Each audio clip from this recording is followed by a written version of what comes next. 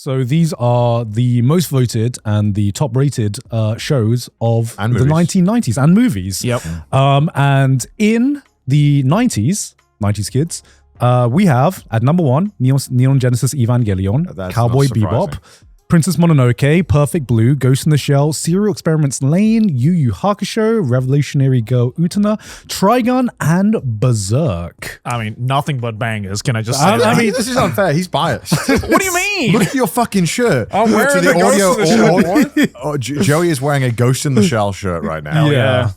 I knew I had to pull up and represent. Yeah. I mean, pretty strong list. I will say that it is a lot of sci-fi. I forgot how much sci-fi represented in the 90s.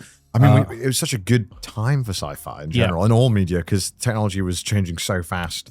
Internet was just kind of opening our world. I would argue technology is still just changing pretty fast. No, I don't think so. No, but it was exciting for a lot of people because it was like the first step towards like, oh, things are going to be digital now. Yeah. And we won't be able to tell the difference between the digital and the real. I also feel like the leaps we're making nowadays are way less. Am I crazy? I don't think AI has changed my life more than the swap from a Game Boy to Nintendo DS did. That was way more impactful on my life. 2 screens? I think the big difference is that before changing technology felt like it was a change that would make the quality of life better. Yeah. And now it seems like it has just felt like from 2020 onwards. Obviously AI is the big boom right now, but it's like every year there is something that is going to revolutionize everything, and it lasts for a year. First it was like crypto, and then it was like NFT, and now it's AI. And to be fair, I do think AI has the potential to enact some of the biggest change in life, whether that be positive or negative. On my electricity bill, fuck yeah. But it does seem like every year, everyone is trying to jump on the new hot shiny thing in some kind of technology. For sure. But that's why I think, like, you have to imagine 1990s, like, this is just when the internet's kind of getting into full speed. Yeah. You know, instant messengers are becoming popular, I think around this time. You know, Google isn't out yet. It's coming soon, though. They don't know it yet. This kind of stuff's around Is Google not out yet? 1996, I think? 97, right? I think maybe late it was 90s. in, like, beta? 98. 98, okay. Yeah. So yeah, it is out, I guess. Well, I mean, at the end. At the end of like, and I imagine like the internet as a change was probably the most drastic change. Well, not immediately, obviously, but that decade spanning over it became a much more prevalent thing in everyone's lives. Yeah. So I imagine there was a lot more, like sci-fi influence, inspiration, because we're all starting to use these gears and everything. This is back, and I love this. We have lost this art. You remember when every computer had to be green? Like green text on the screen. The Matrix text. Yeah. And it's just such a cool vibe. Yeah. And now we don't do that. Yeah. Computers just look so fucking sick. And Ghost in the Shell, every computer looks fucking sick. It's all fucking green text, and it's like like the Matrix kind of like typography kind of thing. Yeah. Like that kind of vibe's so good. For sure. And now it's just okay. I will say right off the bat, looking at this list, is there any that you don't agree should be in the top 10? Regardless of where they are placed. Like, is there one where you look at it and you're like, I wouldn't put this in my top 10? Berserk feels kind of out of place. I was going to say that. Berserk feels out of place. I'm shocked that Dragon Ball is not up here. Isn't Dragon Ball's 80s? Was it? Dragon Ball Z was Dragon Ball Z was the 90s. Dragon Ball Z was number. Okay, so here, the rest of the list outside of the top 10, so we can see what could have made it. Sailor Moon, Caught Up Sakura, Great Teacher Onizuka, One Piece, Pokemon, Initial D, Legend of the Galactic Heroes, Hunter x Hunter. I mean, Pokoroso, Digimon. Yeah, I mean, like, I feel like a lot of these are a bit more deserving than Berserk. Like, Berserk is obviously one of the greatest manga of all time. Yes. Famously, the adaptations never really kind of reached the heights. Yeah, that's what I was saying. It's a great adaptation, though. I do like it a lot. Yeah, I would say this is probably the closest thing to a good adaptation that Berserk has gotten. I mean, it adapts some fantastic moments. The soundtrack is goddamn orgasmic. Yeah.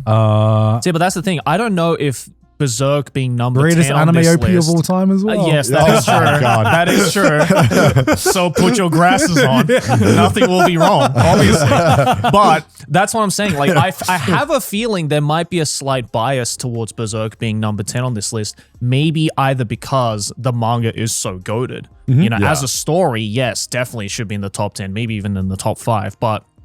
Or maybe it's also anime fans looking at this retrospectively when compared to, say, like the 2016-2017 adaptation and being like, oh, we never knew how good we had it back in the 90s, for example. You know, and I know it feels so lame, but I mean, Pokemon just does deserve a spot. I agree. You know? Yeah. Or like even Sailor Moon, I feel like over Berserk, which I feel like those I mean, just the cultural impact alone of those two shows. Yeah. Can't up Sakura even as well. You know, Yeah, like, for sure. such massive heavyweight shows that have gone on to have such massive legacies. Yeah, I'd say the only kind of thing that is missing from this list right now that I do think defines a lot of 90s anime is actually fantasy anime. You know, I mean, Slayers is number 24, and I was thinking about stuff like Slayers, Escaflowne. You know, there's a lot of like, obviously, like isekai has become a meme, but there was a lot of like 90s isekai before isekai was kind of like a Naro kind of like trend. Where it was just, you know, your classic 90s fantasy anime where people would get transported to another world, and it felt more like Narnia than it did the modern iteration of what isekai has like turned into. You know, Inuyasha as well had this kind of like element of that as well. Was that 2000s though? That might have been 2000s. I think the manga started in the 90s, I believe. Right. Okay. The newer stuff has definitely got a bit of a different flavor to it than traditional. 2000 on the dot. Just 2000 on the dot, yeah. So just off there. But the new stuff, it's almost like I feel like there is a lot of new stuff that is going back to this kind of old school fantasy anime feel. Last year, I really enjoyed Clevitas, which was like a really cool dark fantasy. And this season, we have Sentenced to Be Hero, which is just like a by the books, old school classic dark fantasy. Okay. And dark fantasy is coming back, man. Oh, thank God. Thank God. One, can we talk about Initial D? Why does it have so much aura? The show hasn't even done. Like, to my knowledge, there's not much Initial D stuff out there. What do you mean, manga like out or there? anime? Like, there's you mean in terms of like source material? right, yeah, like, Yeah. But my God, this show is just What stuck do you mean around. there's not much source material out there? There has the one show, right? I mean, the one show has like 3-4 seasons. Right. And there is a new like remake of it out right This now. but like this show in pop culture, especially in Japan, is like it's like a permanent mainstay from like 4 seasons of a driving show, drifting. Yeah, because I think it's because regardless of if you're Japanese or Western, everyone can agree that drifting is just fucking cool. It's the coolest shit. It's just sick that it's had such a massive like legacy, aura, if you will. Yeah. To be able to maintain. I was like, what? You're just using the word aura I'm now. just using It doesn't aura. even I'm make using sense aura. in this. What Initial D has aura. Initial D, the original aura farming What anime. are you when you talking go about? to the arcade, there's like 15 Initial D machines. You're like, that's aura.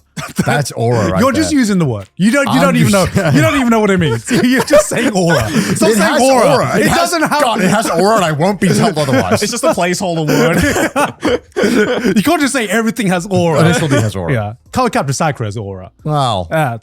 Sailor Moon has aura. Sailor Moon as yeah, well. Sailor Moon. I'd say Sailor Moon has aura.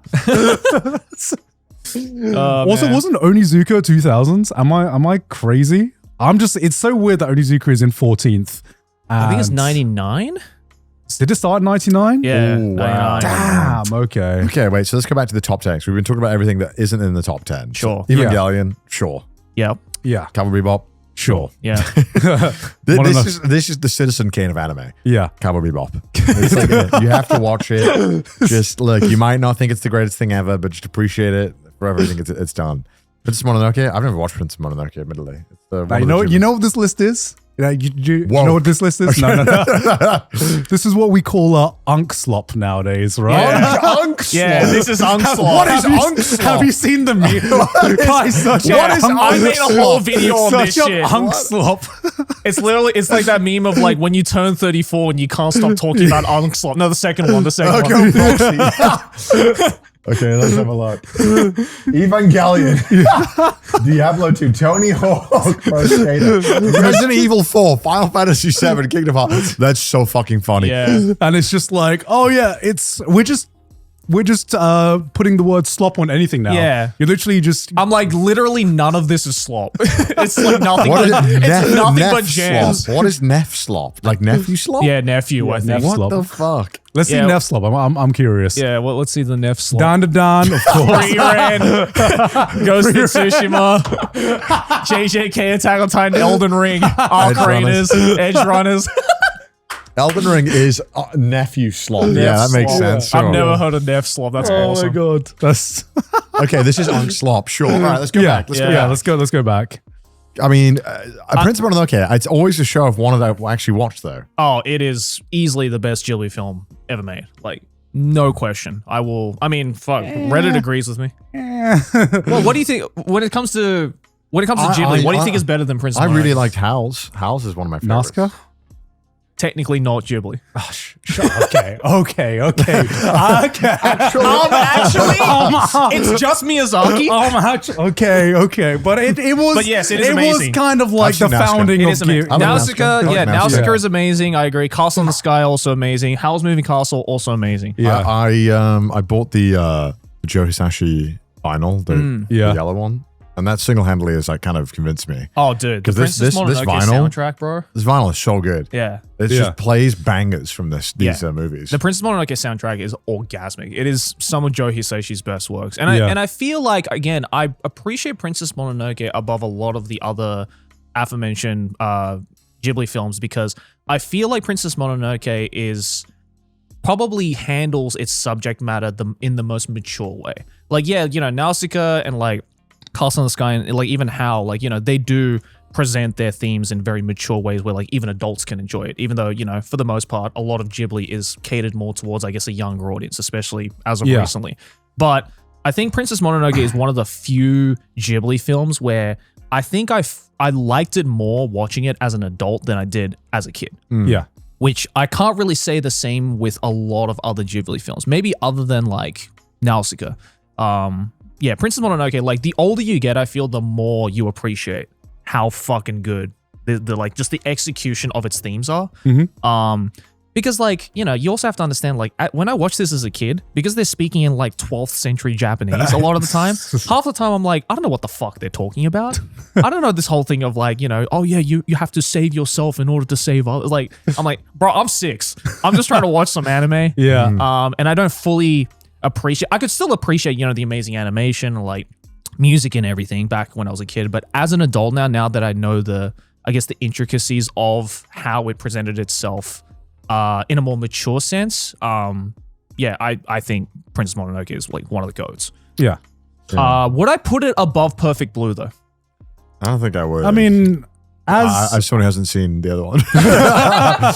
No, I like Perfect Blue a lot. I mean, I feel like both are masterpieces in films for their own.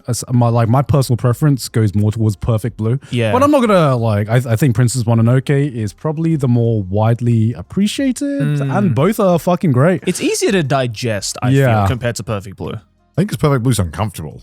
Oh, I know Princess Mononoke has a lot of gore and violence, but Perfect Blue is a weird watch as well. Yeah. Yeah. And it's definitely one of those movies you have to go into it really wanting to have to, feel and get your mind fucked. Yeah, totally. Yeah. Totally. That's also really fun though. Ghost in the Shell. Sometimes feels like a lazy pick because I rewatched it recently actually, and it is a fucking phenomenal movie. But it's also kind of a confusing movie as well. But it's very good, and the aesthetics are like second to none.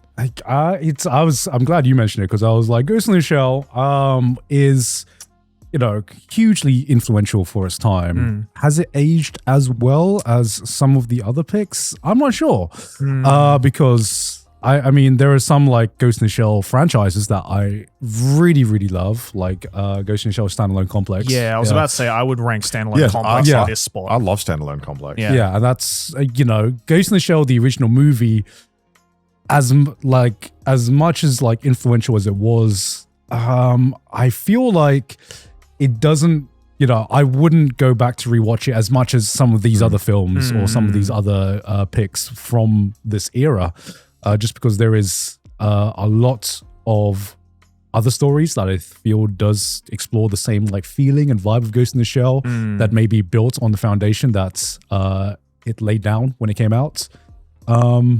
It has a rather, well, not anticlimactic. I mean, the ending is kind of like, oh, okay. What is one of those? The movie, right? Yeah, the movie. Yeah. But the, you know, it's kind of like everything that is the 90s, which is like, it's sexy and it fucking ends weird.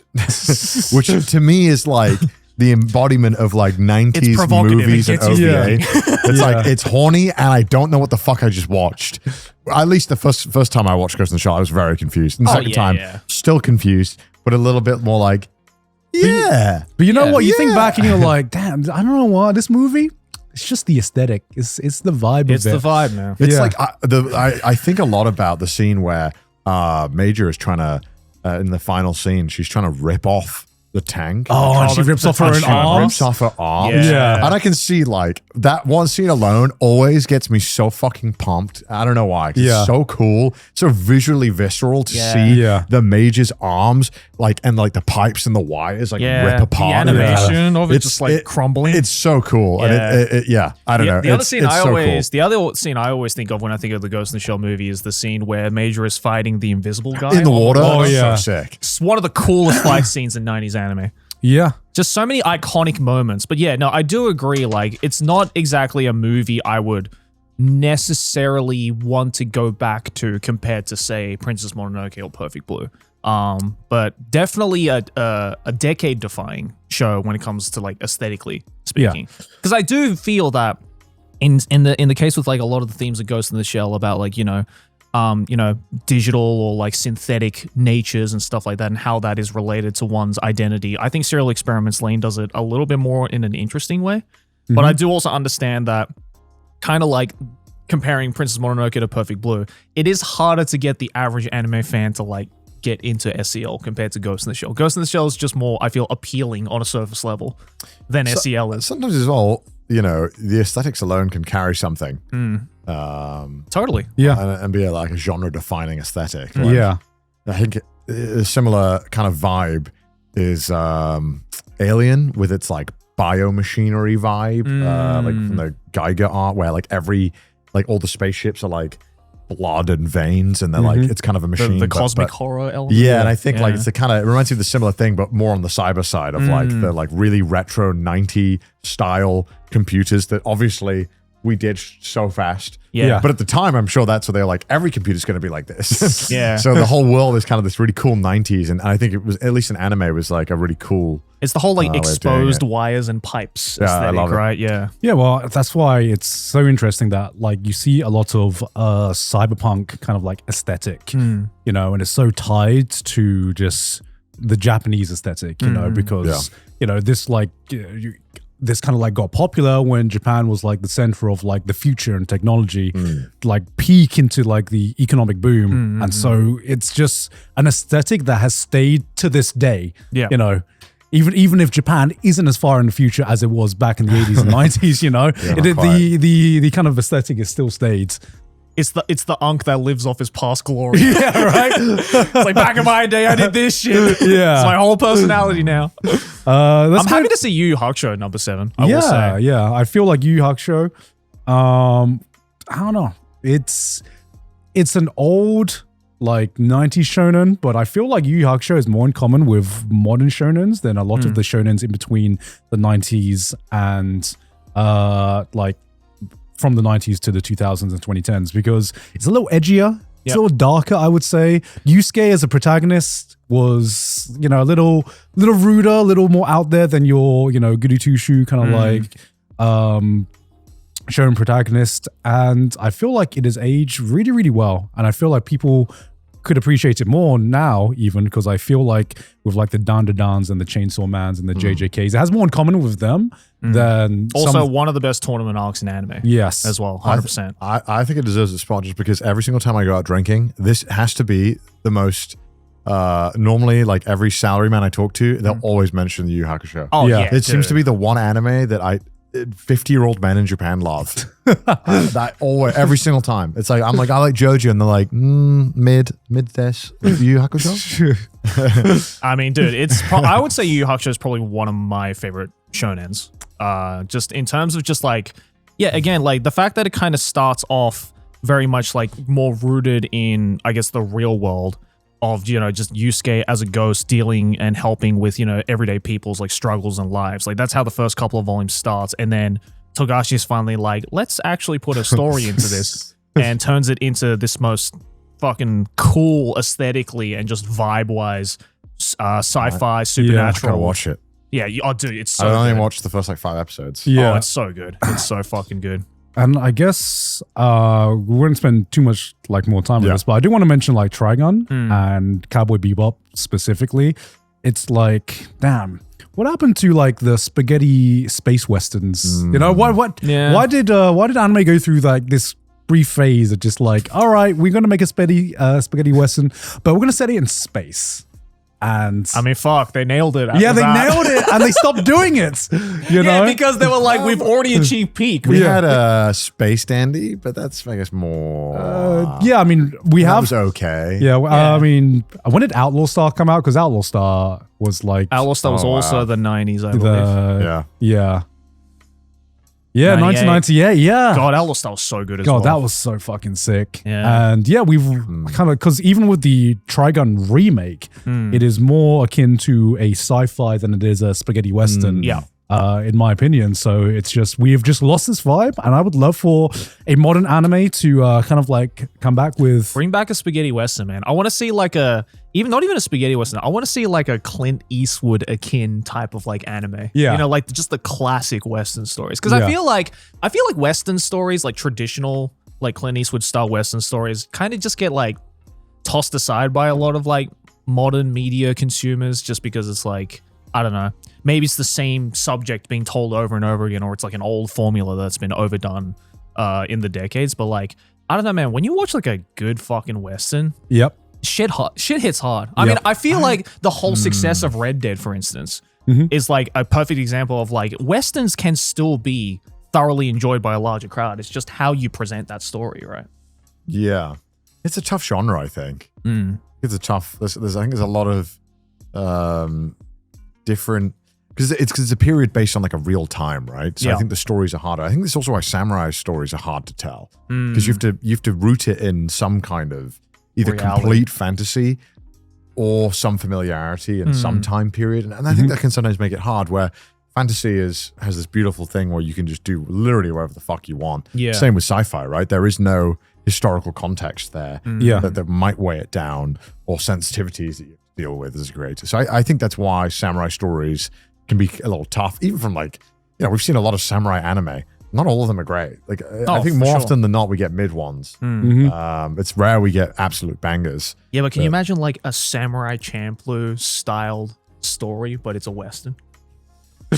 Don't tell me that won't go hard if it's done right. That would be cool. I'd be down. I don't even know if it exists. It might already exist, and I just don't know about it. Isn't that just Cowboy Bebop? Yeah. Yeah, but like minus the space. Okay, like rooted in reality, like Samurai Champloo was, right? I think it'd be cool. Okay, so that's the 90s. I would say a very, very solid list. Yeah, very solid list. I I would say one thing that stands out before we move on is that it definitely has an identity. Yeah. It's such a strong identity of like the aesthetic and the vibe of the types of shows that were. It's also a lot of firsts as well, right? Yeah. Like because, or like, I guess the genre defining shows, like, you know, Ghost in the Shell, Yu Hakusho, even Utena. Like a lot of those shows went on to influence so many shows in the 2000s.